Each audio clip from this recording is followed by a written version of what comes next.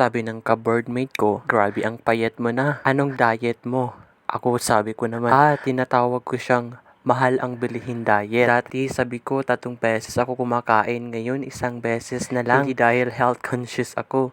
Kasi yung 100 pesos ko, good for 3 meals na dati.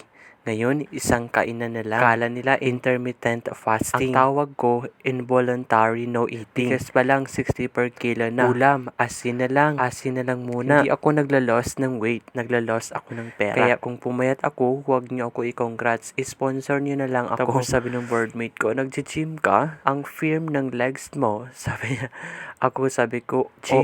Baka gusto mo magtipid, yun maglakad. Ganun ba? Araw-araw, 30 minutes akong naglalakad pa uwi. Hindi para pumayat, para makasave ng 13 pesos pamasahe. 13 times 20 days, 338 pesos. 1 kilong bigas na yun. Kala nila, fitness journey, financial survival nito. Sabi ko, step ko na sa phone ko, 10k na. Pero laman ng Gcash ko, 10 pesos na lang. Ang cardio ko, para sa bulsa, hindi sa puso, no? Kaya next time, kita nyo ko pawis na pawis, hindi ako nag-workout, naglalakad ako pa uwi.